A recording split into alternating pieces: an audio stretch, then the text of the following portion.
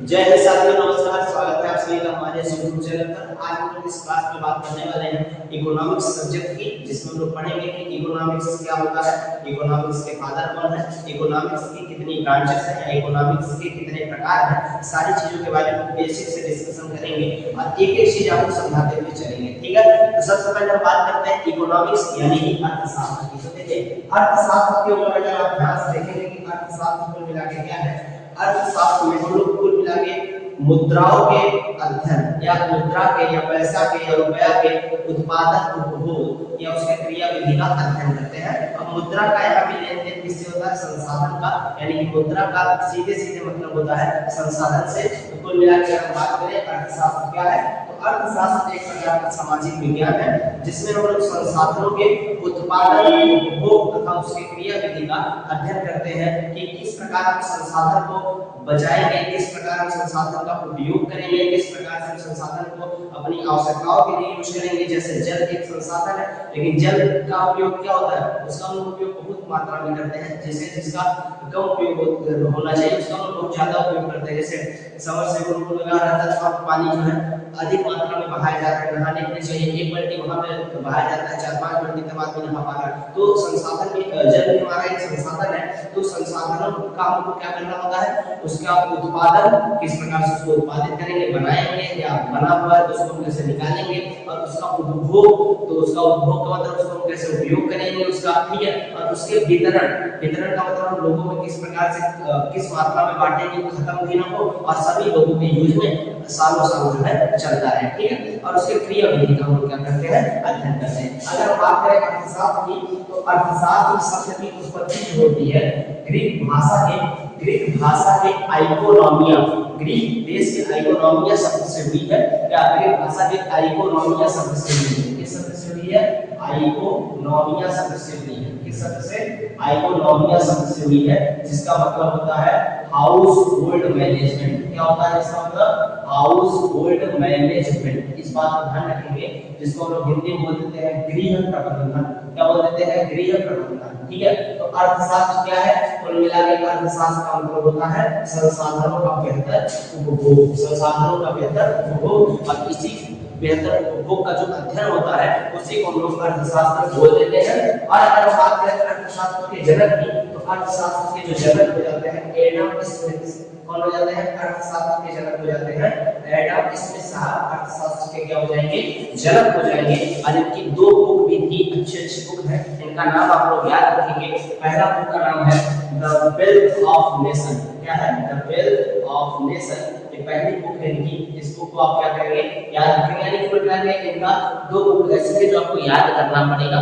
पहले याद रखिएगा the wealth of nation, the theory of moral sentiments. दूसरा है the theory of moral sentiments. इनकी दो बुकें हैं, इस बुक को याद रखेंगे, the theory of moral sentiments, ठीक है। इस बात को ध्यान रखिएगा, सेंटीमेंट्स 1757 और 1776, यानी 1757 और 1776 इस सन में इन्होंने इस बुक को क्या किया था? प्रकाशित करवाया था।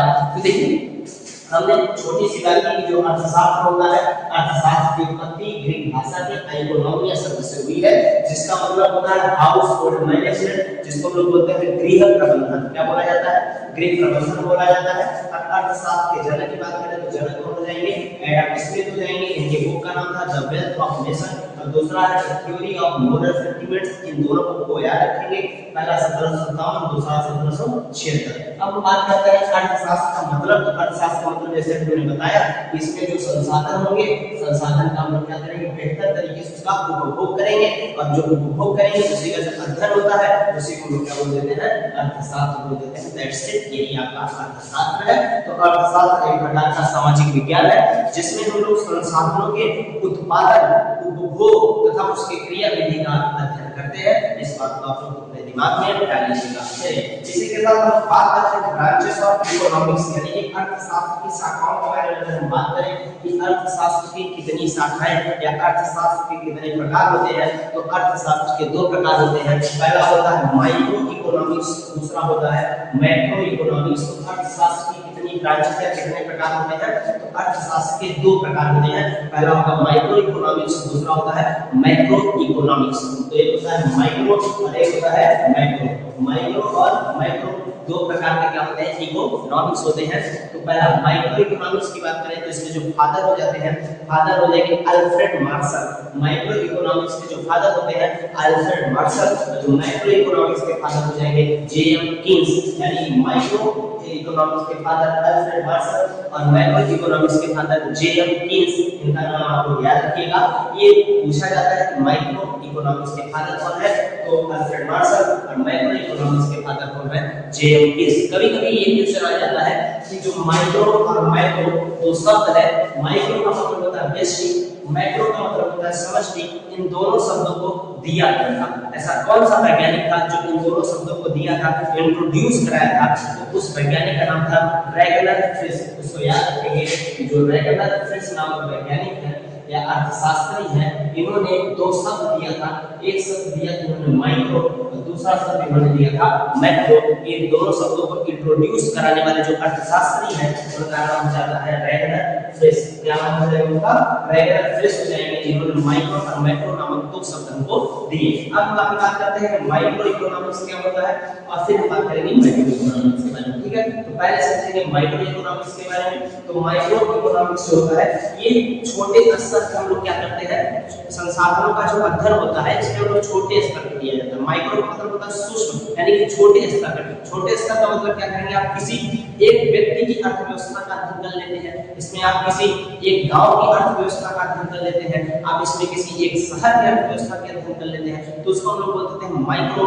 यानी कि जब आप व्यक्तिगत मामले का व्यक्तिगत अध्ययन करते हैं, व्यक्तिगत संसाधनों का अध्ययन करेंगे या व्यक्तिगत तरीके से अध्ययन किया जाता है, यानी किसी एक का अध्ययन करेंगे, एकल व्यक्ति के अध्ययन करेंगे, किसका, इकोनॉमिक्स में किसका अध्ययन करेंगे, आर्थिक गतिविधियों का अध्ययन करेंगे, किसके स्तर पर, छोटे स्तर पर। यानी कि वह शाखा जिसमें आर्थिक गतिविधियों को एक छोटे स्तर पर क्या किया जाता है या व्यक्तिगत स्तर पर हम लोग क्या करते हैं, अध्ययन करते हैं, किसको, आर्थिक गतिविधियों को। तो एक टर्म आया है आपके पास आर्थिक गतिविधियां। तो आर्थिक गतिविधियां का मतलब क्या है, एक होता है उत्पादन, वितरण, विनिमय और उपभोग। उत्पादन, वितरण, विनिमय और उपभोग इसमें शामिल होता है, उसी को हम लोग बोलते हैं आर्थिक गतिविधियां। और किसका उपभोग होता है, संसाधन का। तो संसाधन का क्या होगा, उत्पादन होगा, वितरण होगा, विनिमय होगा और क्या होगा, उपभोग होगा। क्या होगा, उपभोग होगा। इस बात को याद रखेंगे। यानी कि जो माइक्रो इकोनॉमिक्स होता है छोटे स्तर पे इसका अध्ययन किया जाता है। इसमें हम लोग क्या करते हैं, इसको व्यक्तिगत स्तर पर अध्ययन करते हैं। जैसे एक कोई उपभोक्ता है, उसकी जो मांग है, एक उपभोक्ता की मांग का अध्ययन अगर आप करते हैं तो आप किसमें अध्ययन करेंगे, माइक्रो इकोनॉमिक्स। एक जो उत्पादक हो रहा है उसकी अगर आप आपूर्ति करते हैं तो उसको हम लोग बोलते हैं माइक्रो इकोनॉमिक्स। एक किसी कंपनी की अगर आप आकर देख रहे हैं तो उसको हम बोले माइक्रो इकोनॉमिक्स। और ये पूरे भारत में रहने वाली जितनी कंपनियों का लागत है उसको आप कन्वर्ट कर लेते हैं, जोड़ लेते हैं, उसको बोलते हैं माइक्रो इकोनॉमिक्स। यानी कि माइक्रो छोटे स्तर पर किसी एक के लिए अध्ययन किया जाता है, माइक्रो का होता है बड़े स्तर पर, बृहद स्तर पर इसका हम लोग करते हैं, अध्ययन करते हैं। ठीक है, तो अल्फ्रेड मार्शल इसके क्या बोलते हैं, माइक्रो इकोनॉमिक्स के जनक हो जाते हैं अल्फ्रेड मार्शल। इनके बुक का नाम था प्रिंसिपल्स ऑफ इकोनॉमिक्स, जो उन्होंने 1932 ईस्वी में दिया था। और इसके जनक हो जाते हैं जेएम कीन्स, जिनकी बुक का नाम था the general theory of income, employment and money, जो कि 1936 में उन्होंने दिया था। अब देखिए इसमें क्या हो जाता है, इसमें आर्थिक गतिविधियों का जो अध्ययन किया जाता है बड़े स्तर पर, व्यापक स्तर पर, राष्ट्रीय स्तर पर, गरीबी के स्तर पर, बेरोजगारी, आयात निर्यात। यानी कि अब जब आयात निर्यात की आप बात करते हैं तो आयात निर्यात पूरे भारत के आयात निर्यात की बात करें, अगर आप जीडीपी की बात करेंगे तो पूरे भारत या पूरे विश्व की जीडीपी की बात करेंगे।